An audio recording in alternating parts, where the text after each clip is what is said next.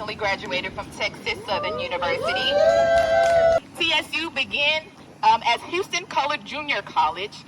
It originally was at the school that we first visited, Ryan Middle School.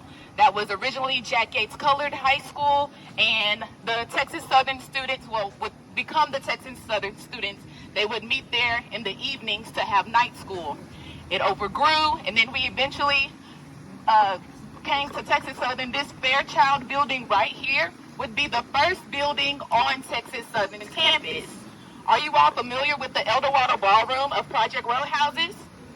So the name on the building is Fairchild because the Fairchilds were big donors for this building, but also the founders of the Eldorado Ballroom, Anna and C.A. Dupree. They were big donors to the first building of Texas Southern University. By 1947, Texas Southern became Texas State University for Negroes, not out of generosity, but a necessity because of the legal pressure like Sweat v. Painter. Is anybody familiar with the Sweat v. Painter legislation? Sweat v. Painter is the reason why Texas Southern was founded. A black man wanted to go to University of Texas for a law degree, and of course they denied him. And so they decided to take it to court. That case ends up being the groundwork for Brown v. Education. Brown versus the Board of Education, right? Where we then desegregated. You know, we actually found out separate and equal is not equality. And so Texas Southern University is a part of that broader history of desegregation within the United States. So TSU was built inside contradiction, but also inside purpose. That purpose shows up in people like John Biggers. And if you're familiar with the founding seven of Project Row houses, John Biggers was one of those men, and he was the founder of the art department at Texas Southern University. And the art department here is worldwide known for the amazing art that the students have produced, as well as the art that John Biggers produced. Biggers did not just teach here. He helped define what TSU believed education should be. His murals aren't decoration.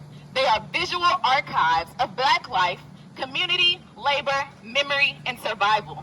And if this is your first time visiting Texas Southern University and you are into art, I do encourage you to visit Texas Southern again, to visit Mac H. Hanna Hall, to visit the walls of Hanna Hall, where they have pieces from the 1950s that still live on the walls, and there's nowhere else in the world you can go and see college student art from the 1950s depicting Black life.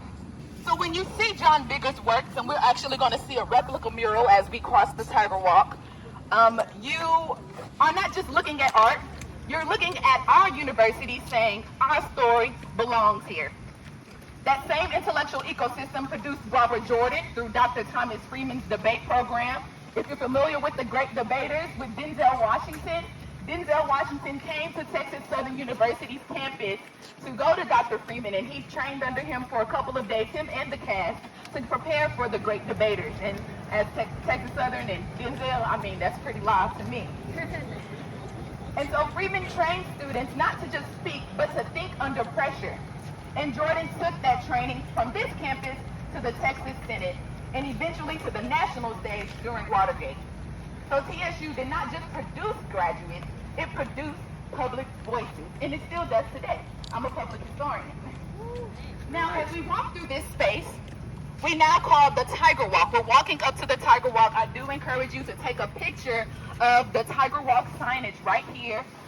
This street was Wheeler Street, and it was originally open, similar to how I'm gonna call him Mr. Columbia Tap Rail to Trail, but how he spoke about down that way where it's very dangerous for the runners to run across because of the traffic.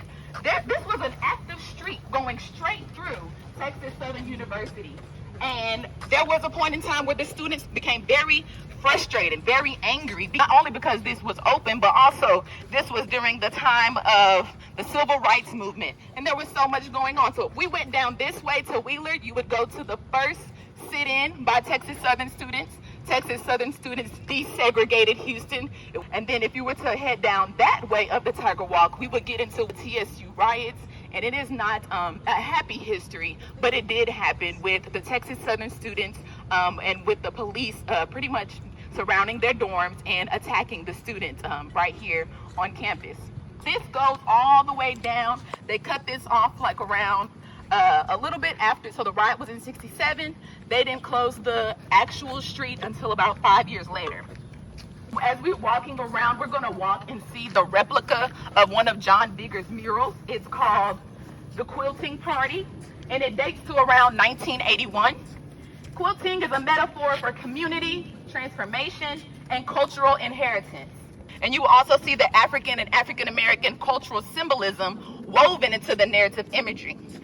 And so again, Texas Southern was first founded here on this campus. The principal, or the president at the time, he was very interesting because he came back from Hampton Institute to be the first president here at Texas Southern, but he also was a president when they were at Ryan. So he was over the Houston Junior College of Negroes. He left, and then once we became the Texas State University for Negroes, he came back and he brought in who we know to be Dr. Freeman, John Biggers. He brought the legacy that Texas Southern would be remembered for. Anybody have any questions about Texas Southern? Anything that you know and you want to be like, oh, do you know any history about this in regards to Texas Southern? And as you can see, the murals there. Yes. What was the building that had the student murals in it? Mac H. Hanna Hall. And Mac H. Hanna is a very interesting man. We'll talk about him more when we get down to emancipation, but he's the only person in Texas history to serve as chairman of the Board of Regents for two separate state universities. And those universities was Texas Southern University as well as U of H. And during his time of living, he was believed to be one of the richest black men in Texas.